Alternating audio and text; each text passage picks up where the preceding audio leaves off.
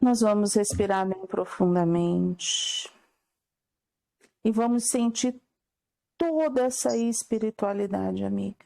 Nós vamos pedindo aos guardiões que adentram o nosso lar com tochas, com redes em forma de tela metálica, fazendo uma asepsia, retirando formas, pensamentos, sentimentos, medos, inseguranças, tudo, para que a gente possa, aliviando e sentir a presença de Ruiz, de Eliamar, de Cíntia, de Cássio e de tantos outros espíritos que estão ali no Hospital Santa Cruz estudando junto conosco, nesse nosso aprendizado de autoconhecimento, nesse aprendizado que nós estamos tendo de expansão consciencial. Que possamos ter esta tarde de paz, de serenidade e de muita harmonia. Graças a Deus, graças a Jesus. Nós paramos. Mas e agindo assim, viesse a separação. Como é que é? Mas e se agindo assim, viesse a separação? Tá, já achei. E aí? Embora não incentive ninguém a adotá-la, a separação pode ser ocasionalmente um excelente caminho de crescimento. Separação não significa adiamento para novos encontros, caso a alma tenha aprendido o que necessitava com as relações desgastantes e intempestivas. Ainda assim, poderá solicitar o retorno ao lado daquele de quem tenha se separado por amor e não por culpa. Nessa postura, transforma o látego da dor em cadinho redentor de si mesmo, através do regime de sacrifício. É interessante esse parágrafo. Sim. Né? Você se separa e consegue aprender com o erro da sua convivência, da sua relação. Ok. Olha eu aqui. Eu sou exemplo vivo disso. É isso aí. Se você consegue fazer esse tipo de coisa, tá tudo certo. Agora, né, eu fico imaginando, né? Você resolve não se separar. A gente não está fazendo apologia de nada. Mas, assim, a gente está estudando um livro onde o doutor Inácio vem e fala assim, ó, você nasceu para ser feliz. Por que você não é feliz, meu anjo? Ah, porque eu não quero. Ah, porque o que vão falar? É o outro, gente, não é? E o meu coração? Você já pensou? Solange, você já... espírito, né? Eu falei assim, Solange, imagina, só faz esse exercício. Se você não tivesse separado e não tivesse buscado essa sua transformação, como você estaria hoje? Você consegue fazer esse exercício? Eu acho que eu estaria uma mulher doente. Se eu ficasse me arrastando, né, num casamento, não, eu acho que eu estava infartada, com ponto de safena, porque isso ia me destruir. Se eu ficasse presa a uma relação por vergonha que os outros iam falar se eu fosse me separar, sei lá, qualquer coisa nesse sentido, eu acho que eu ia estar muito doente. Eu ia ficar minada na minha saúde.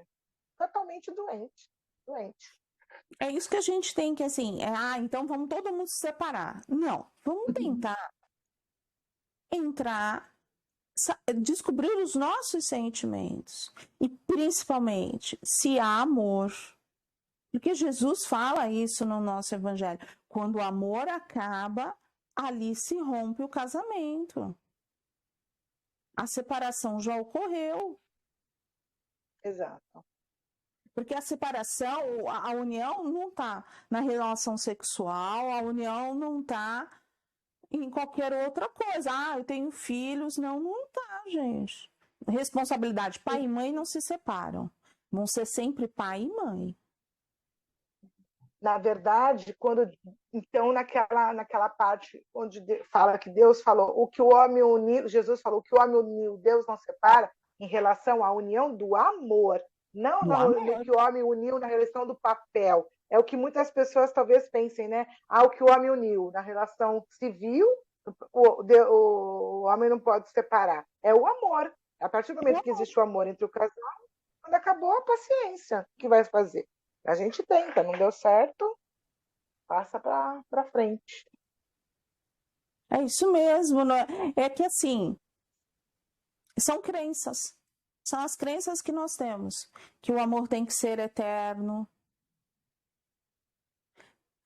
Ele é eterno quando existe respeito, quando existe acolhimento, quando existe troca, quando existe companheirismo, quando se cresce. É.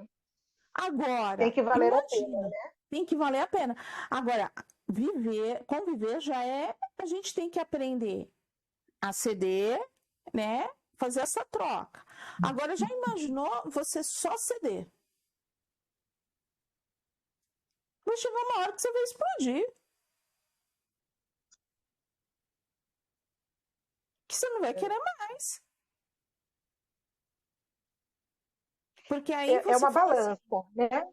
O casamento é uma balança, ela tem que estar em plena, na mesma proporção. Se está atendendo um lado mais que o outro, está em desequilíbrio, não dá certo. Era o meu caso, eu achava que para mim estava desequilibrada o meu casamento. Eu achava que eu estava mais, entendeu? Estava muito pesado para mim e leve para ele.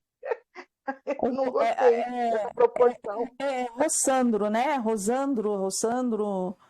Rossandro, acho que é Rossandro aquele. É o Rossandro. Eu vi uma chamada dele que ele tá fazendo, vai fazer uma semana vai fazer 2 dias de autoacolhimento, né? Aí ele tava dando, já vai voltar o foco. Aí ele tava dando um exemplo assim, ele pegou 2 panelas de pipoca. Aí uma panela simples e uma pipoqueira, né?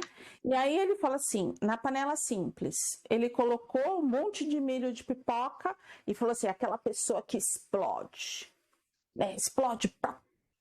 Falou, pá. Aí na pipoqueira, ele colocou uns grãozinhos e ele falou assim, é aquela pessoa que não explode, que aceita tudo. Ela não explodiu, mas ela implodiu. Tudo aquilo que ela não pôs para fora, então ele falou que ele ia trabalhar esses sentimentos na semana que vem.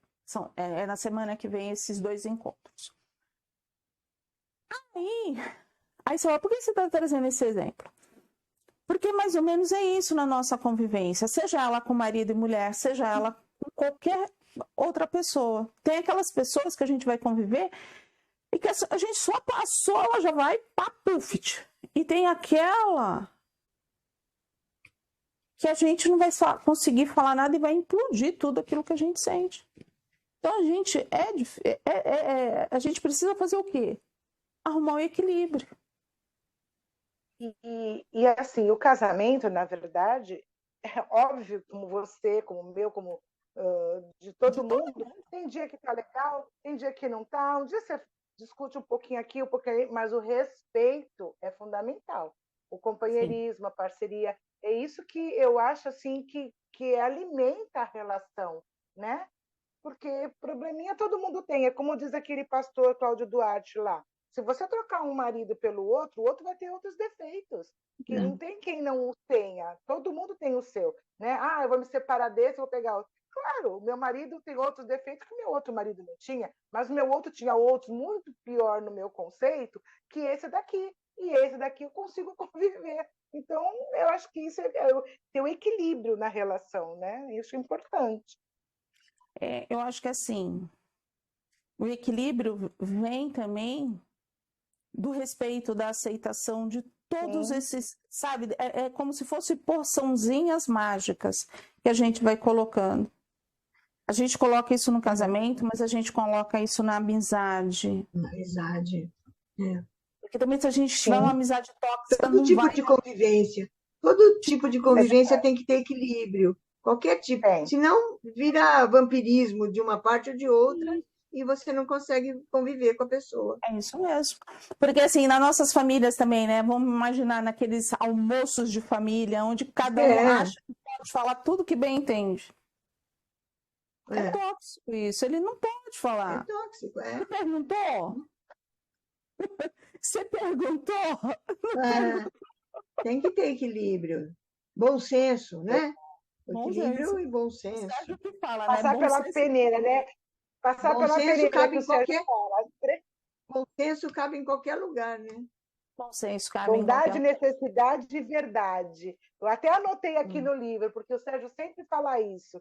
O que vou falar? É uma bondade, é uma necessidade, é uma verdade? Fala. Se não for, eu tenho que trazer isso bem decorado na minha mente para fechar Porque a boca. assim, ó, Já estive em situações reunidas em família que eu não falei nada. Já fiquei muda, porque não era necessário eu verbalizar o que eu estava pensando. Então, deixei quieto.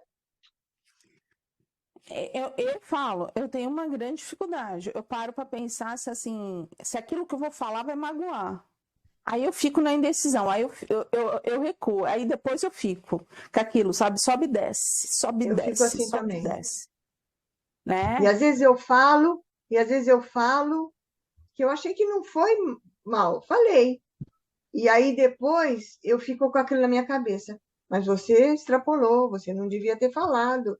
E olha o que você fez, e a pessoa vai ficar chateada com você e vai ficar magoada. E aí, até que eu não resolva conversar com essa pessoa de novo e me entender com ela, eu não tenho paz. Então, esse é o sentimento que a gente traz, é uma crença de culpa, né? Por quê? Você falou, era aquilo que você queria falar. O outro é que tem que se resolver. Mas eu não queria magoar ninguém.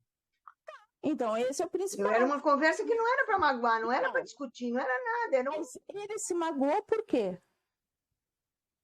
porque eu falei. Não. Você vai dizer, não, se magoou porque ele estava com vontade de se magoar, sei lá. Porque ele estava sensível, ele tinha outros problemas, tinha um monte de coisa, mas não era seu, era do outro. Gente, se hoje eu não fizesse a faxina que eu fiz dentro de casa, como que ia ser? Como que ia ser?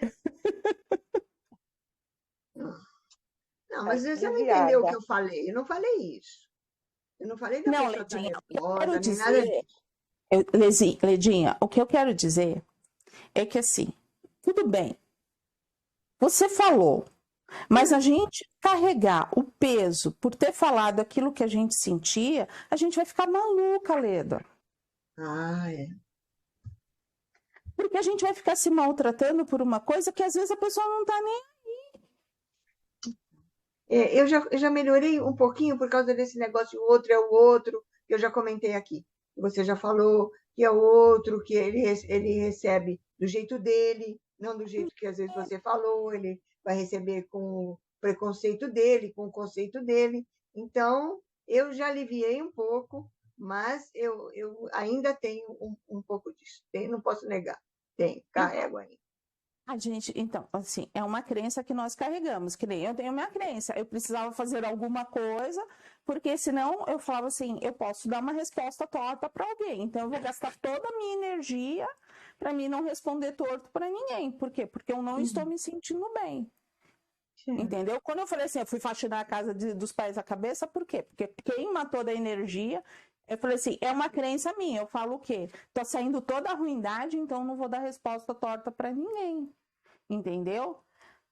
Aí eu falei assim, mas eu precisava dar resposta torta? Alguém tinha culpa? Né? Alguém tinha...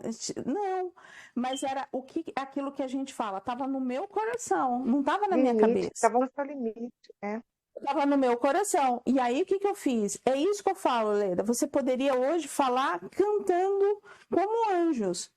Mas se eu tivesse daquele jeito...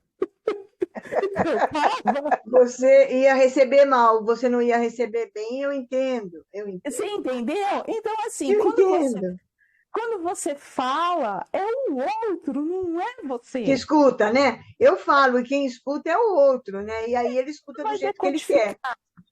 É ele que vai decodificar, né? Então, se ele tá não tá bem, tá magoado, tá com alguma dor, é assim que ele vai levar. Então, às vezes, a gente pode cantar que nem anjos. E às vezes a gente pode ser realmente meio, né, meio serelepe e tal. Mas, assim, quem vai dar o tom é a É a pessoa. pessoa que escuta, é. É a pessoa Não que adianta eu escuta. ficar achando, né? Eu também posso achar o contrário, achar que eu falei, que não foi nada demais, e a pessoa se matar de raiva de mim porque eu falei também. Porque se a gente continuar levando em consideração o que é o outro, a gente está vivendo o outro, a gente não está vivendo a gente. Certo. E eu não estou dizendo que todo mundo tem que sair atacando ninguém, não, gente. Então, mas, tem que ter, né? Lógico que tem que ter Tem uma que ter educação, bom senso, tem que ter um bom equilíbrio, senso. lógico. Ninguém pode também Isso é o que a falar gente mais porque fala, está né? com vontade. Não. Agora, se a Não. gente tem bom senso, aí eu já não sei, né? Cada um, cada um. Numa briga, geralmente a gente não tem, né? Uma discussão, não. Uma discussão, Quando não. se há uma briga, ninguém tá certo. Não tem. Todo mundo errado. É. Porque ninguém quer falar, ninguém quer ouvir, todo mundo quer impor. E é por isso que a briga é tão desgastante, porque ela gera uma energia muito pesada, muito dolorosa. Caso me separasse, como ficaria meu karma? Minha programação, meu aprendizado, o ensino evangélico não diz: não separeis o que Deus juntou. Ficaria dentro da realidade e não conforme o idealizado. Isso é importante. A gente idealiza tanta coisa, mas a realidade é outra. As ideias de quitadébitos e programação reencarnatória precisam da luz do bom senso entre os espíritas. Ninguém quita débito com outro, e sim com a sua consciência. O objetivo da presença de alguma tormenta em nossa vida é ensinar e não castigar. Aquela criatura difícil que surge em nosso caminho é uma lição essencial para nossa paz e crescimento. Quando assumimos a postura de ficar com alguém para quitar, distanciamo-nos da finalidade divina da dor. Ninguém quita nada com ninguém. A lei é de amar e não de pagar. Forte, né? Muito. Muitos companheiros inspirados na ideia do karma permanecem ao lado de alguém acreditando em resgates de outras vidas, mas moído de raiva e mágoa por dentro, cansado, sem respostas e à beira do desequilíbrio. Essa não adianta nada, né? A pessoa não está fazendo nada de bom nem para ele, nem para a pessoa que está com ele, nem para ninguém, né? Está só se martirizando ali, se punindo de uma coisa que... É aquilo que às vezes eu falo. Eu escutei muito isso. Graças a Deus, eu estou vivendo tudo, estou pagando todos os karmas, não volto mais. Vai voltar. Vai voltar. Vai voltar. Porque houve amor, houve aceitação, aprendeu. Esse é o principal. Estamos juntos para aprendermos. Aprendeu? Houve aprendizado? Nisso? Houve algum aprendizado? Não sei. Mesmo que não tenha um sentimento de amor mais, que vire desequilíbrio, eu acho que alguma coisa lá no começo, a gente sempre aprende com o outro. Nada é em vão totalmente, né? Nada é... No começo. No começo da vida tá ali. Mas viveu 50, 60, 70 anos. Aí não. Aí quando já começou a desengregolar, não serve mais. Aí sim, houve aprendizado até aquele momento que o amor, o respeito estava ali. Aí tudo certo, né? E olha, depois de 50 anos de casados, fiquei dando risada aqui pensando no meu pai e na minha mãe, que brigavam que nem cão e gato. E eles falavam isso um pro outro: eu não vou mais voltar contigo, eu não quero mais voltar contigo. Enfim, Quando meu pai morreu, a minha mãe ficou 2 anos depressiva, viu? Brigavam todo dia, feito que é o gato, mas ela ficou 2 anos depressiva. Achava que não tinha mais amor, mas ainda tinha, né? Ainda tinha. É porque às vezes é aquilo que a Margarete fala, né? A gente está viciado na briga, né? A gente está viciado naquela adrenalina, então aquele é o hábito. Eu preciso brigar, eu tô ali, eu tô me renovando, né?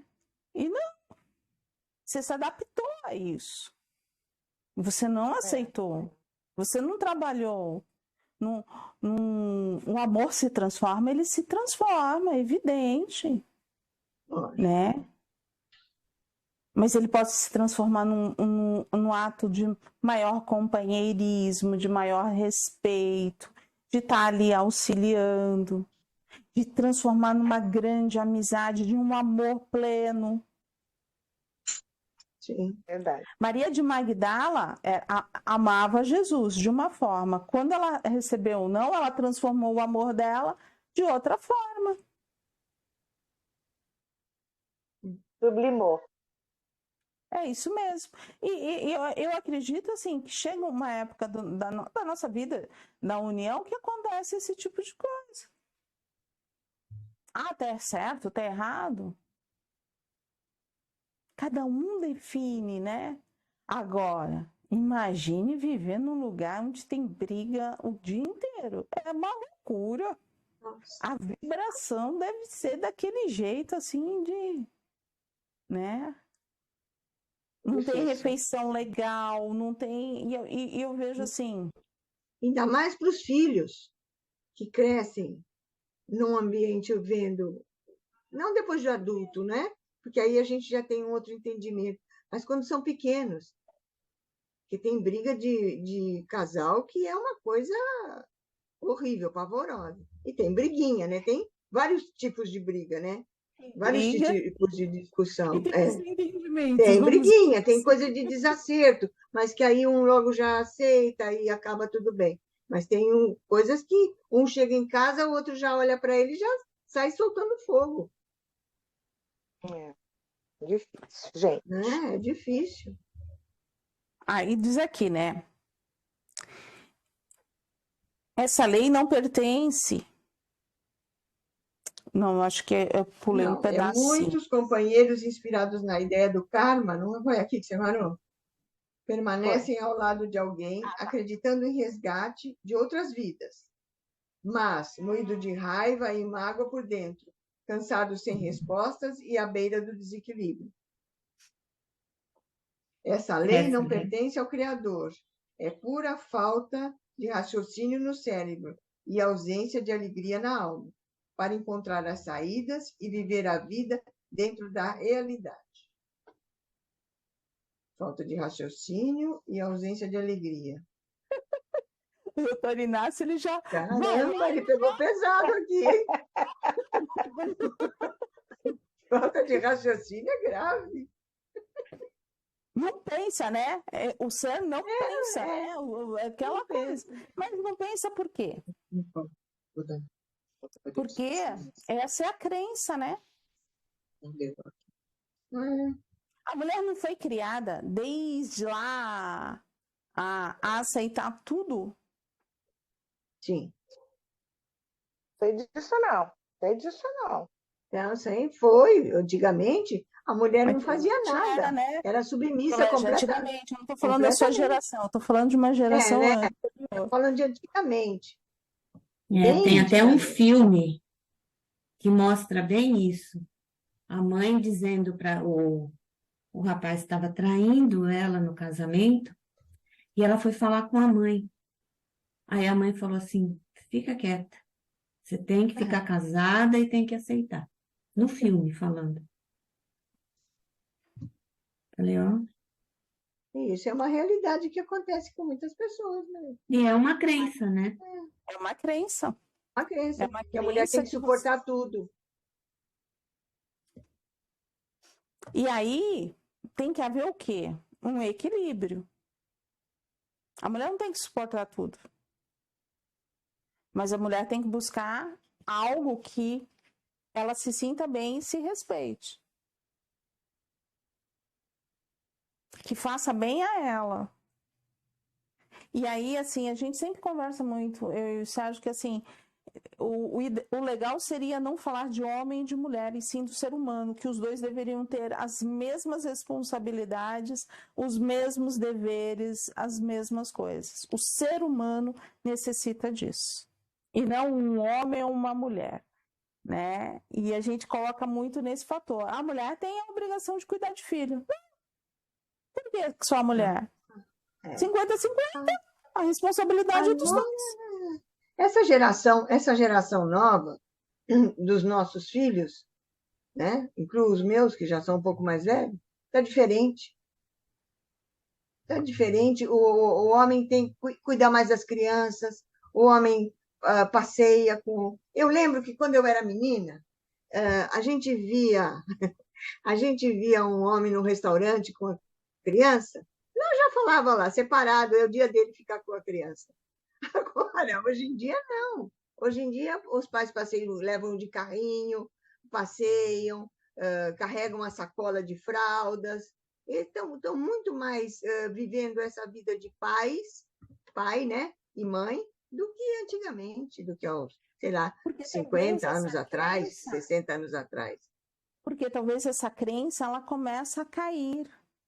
Porque já vem uma geração falando que assim, o que é legal? É o respeito do ser humano.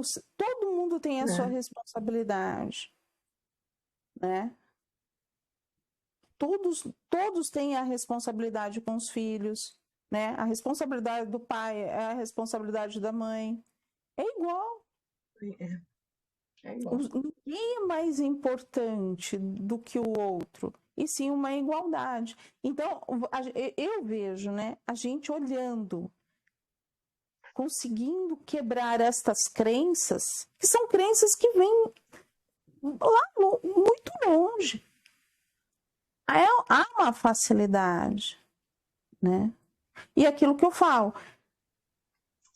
se a gente for ver, as mulheres precisam se libertar. O ser humano precisa equilibrar. Eu vejo isso. Se a gente buscar o ser humano, o homem e a mulher, a coisa vai ser mais fácil. Agora, se a gente continuar nessa divisão, o homem daqui, a mulher dali, aí a gente não une. A gente só vai desunindo. É isso que eu vejo, né?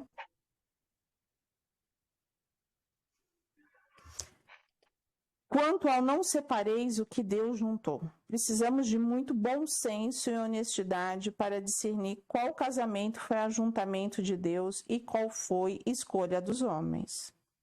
Existem casamentos programados e existem casamentos de ocasião. Bom, chega de palestra. Eu, quando vi isso aqui, fiquei intrigada.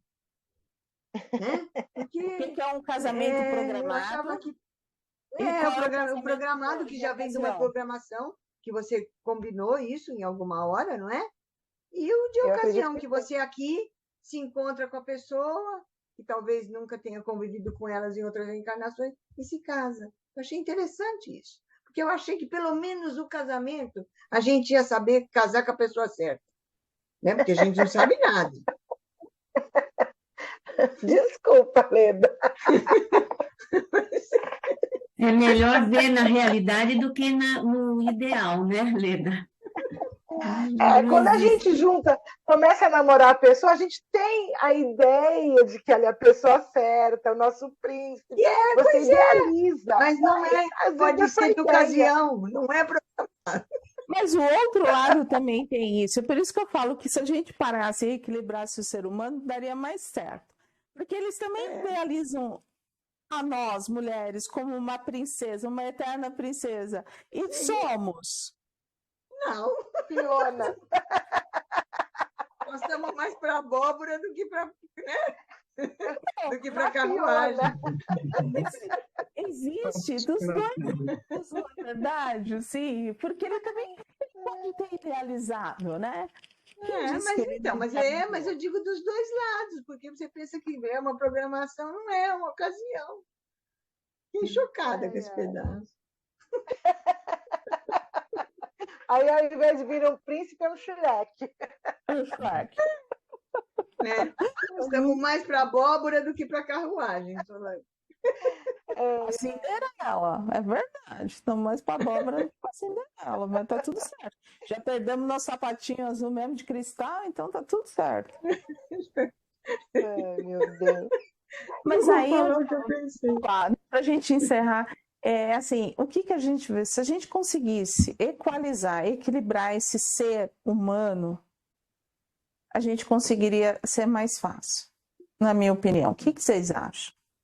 Porque a gente fica numa Brincadeiras à disputa parte, é verdade. Se a gente achasse o equilíbrio, seria tudo mais tranquilo. Mas sempre um quer ter mais acima que o outro, né? Sempre uma parte quer ficar mais, Olha. quer estar, né? Então é complicado. E não só na Eu- vida de casal, na vida de sociedade, todo, em né? sociedade. porque assim, a gente, na nossa vida de relacionamentos, a gente não só convive com homens, né? As mulheres convivem muito mais com mulheres.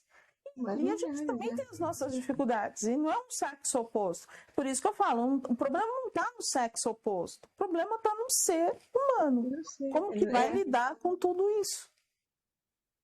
Né? É. E aí é uma A questão gente de... aprende. Uma hora a gente aprende.